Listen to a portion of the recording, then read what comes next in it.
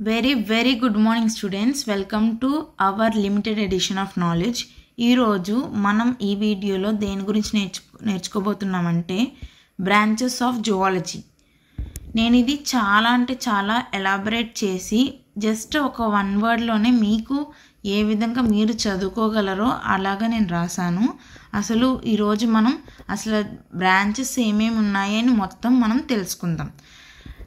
Lamarck అనే ఒక scientist తన ఒక French biologist coin this biology అనే ఒక వర్డ్ని లెమార్క్ అనే scientist in the year of 1809లో తను ఈ వర్డ్ని కాయిన్ చేయడం అయితే జరిగింది, కనుగొనడం అయితే జరిగింది. ఈ బయాలజీకి అర్థం ఏంటంటే స్టడీ ఆఫ్ లివింగ్ ఆర్గానిజమ్స్.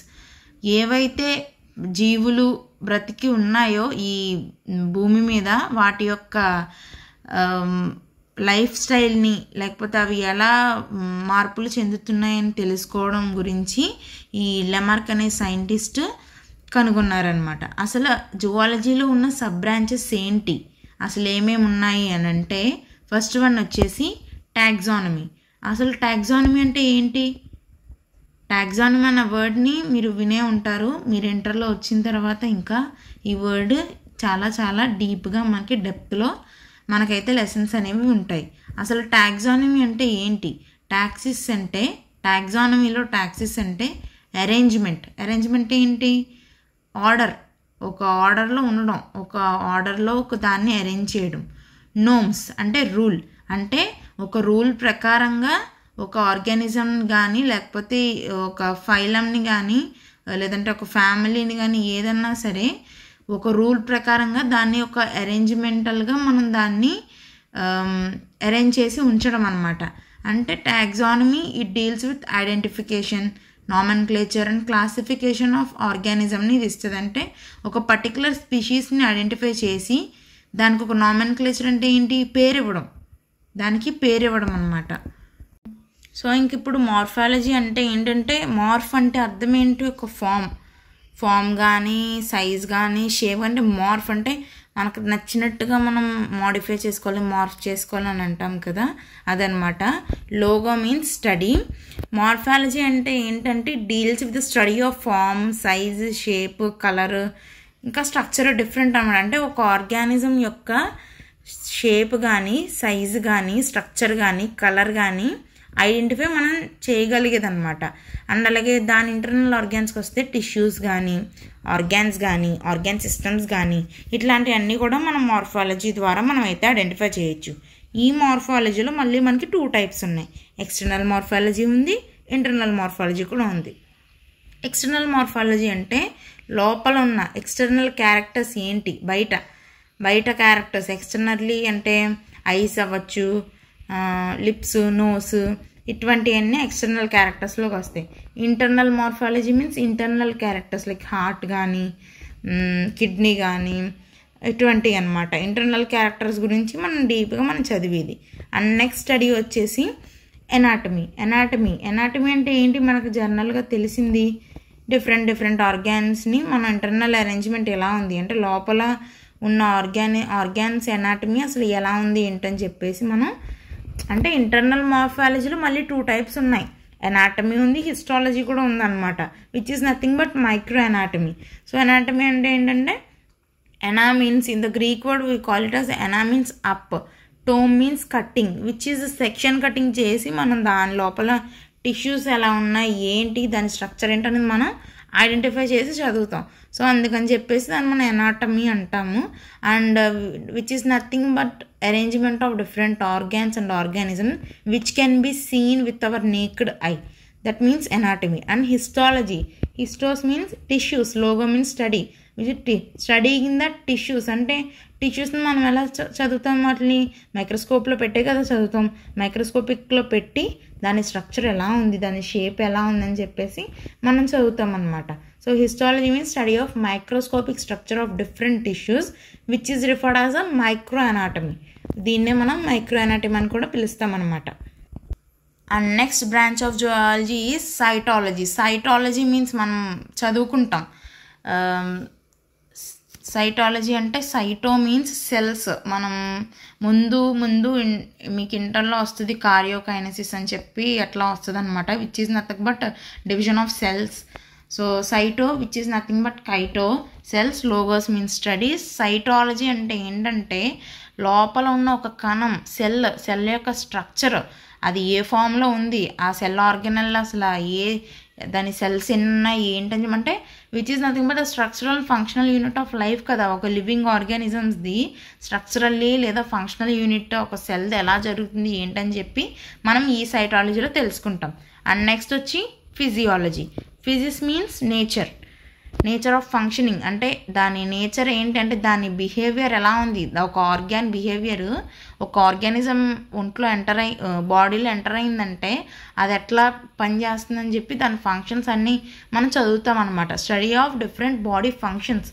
ఇప్పుడు ఐ ఉందనుకోండి, ఐ ఎలాగ ఫంక్షన్ అవుతుంది ఏంటని చెప్పి స్టడీ చేస్తాం కదా, సో అట్లా అనమాట. సో నెక్స్ట్ వచ్చి ఎంబ్రియాలజీ. ఎంబ్రియాలజీ అంటే మ్యాక్సిమం తెలిసే ఉంటుంది. ఎంబ్రియాలజీ మీన్స్ ఎంబ్రియాన్, అంటే ఫీటల్ స్టేజ్లో జైగోటు ఎంబ్రియోగా ఎట్లా మారుతుంది ఏంటి అని చెప్పేసి మనం దీన్ని స్టడీ చేస్తాం. Study of events led to fertilisation, cleavage, early growth and different stages of zygote to embryo, అంటే formation of embryo and development stages of embryo మనం దీన్ని చదువుతామంట. అంటే the study of embryo is called as embryology అనమాట. Next developmental biology which means study of embryonic development and different developmental process after birth తర్వాత different process ఏంటి, embryonic process ఏంటంటే 9 months ఇప్పుడు pregnancy ఉంటే 9 months అసలు ఎట్లా అది వర్క్ అవుతుందని చెప్పి మన ఎంబ్రియాలజీ డెవలప్మెంటల్ బయాలజీలో మనం నేర్చుకుంటాం అనమాట. నెక్స్ట్ వచ్చి ఎవల్యూషన్ ఈ మీన్స్ అవుట్, వాల్వా మీన్స్ రోల్, అంటే మన ఎర్త్, మన ఆరిజిన్ ఆఫ్ లైఫ్లో ఒక ఆర్గానిజం అసలు ఎలా బ్రతుకుతుంది, అసలు దాని జెనెటిక్ జీన్స్ ఏంటి అని మొత్తం మనకి లిస్ట్ అనమాట ఎవల్యూషన్ అంటే.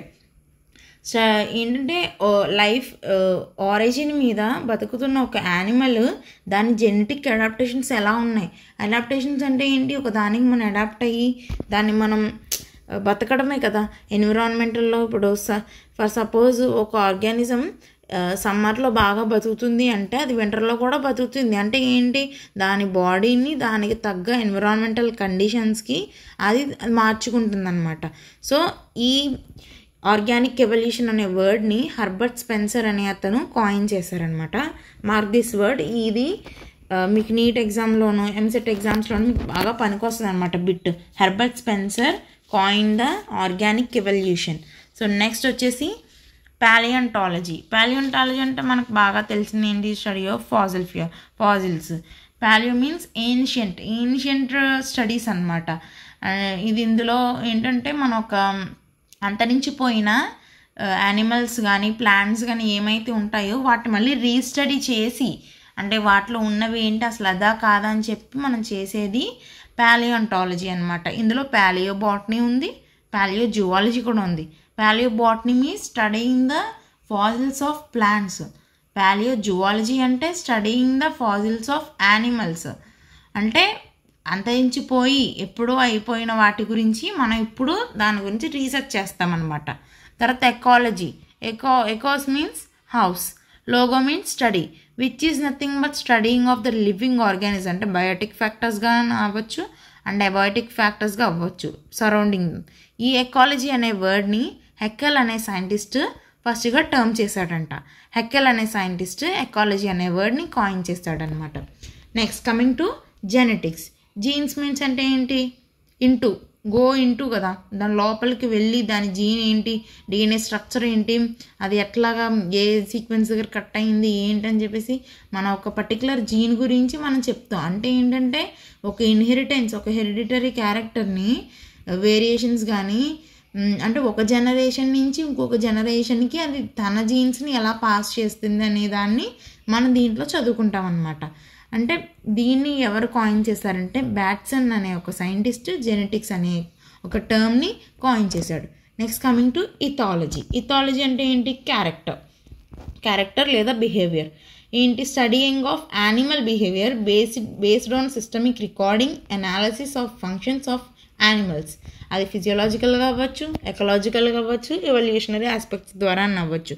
ఒక యానిమల్ బిహేవియర్ని మనం చదివి దాన్ని అబ్జర్వ్ చేసి అట్లా మనం అంటే ఒక సిస్టమాటిక్ వేలో దాన్ని అది ఎలా ఫంక్షన్ చేస్తుంది ఏంటని చెప్పి మొత్తం తెలుసుకొని దాని గురించి చదివేదాన్ని ఇథాలజీ అంటారు. సో చూసారు కదా, ఈరోజు మనం బ్రాంచెస్ ఆఫ్ జువాలజీ అయితే నేర్చుకున్నాము. అండ్ నేను డైలీ ఇటువంటి మంచి మంచి ఎడ్యుకేషనల్ వీడియోస్ని తీసి మీకు షార్ట్కట్లో ఎట్లయితే ప్రిపేర్ చేసుకుంటామో అన్నీ నేను పెడతాను. మీరు ఖచ్చితంగా దీన్ని ఉపయోగించుకొని ఇంకా మీకు కావాల్సినవి ఏమేమి టాపిక్స్ కావాలో కమెంట్ సెక్షన్లో పెడితే నేను ఖచ్చితంగా చేస్తాను. గుర్తుపెట్టుకోండి, 10-15 సార్లు రాస్తే రాదు.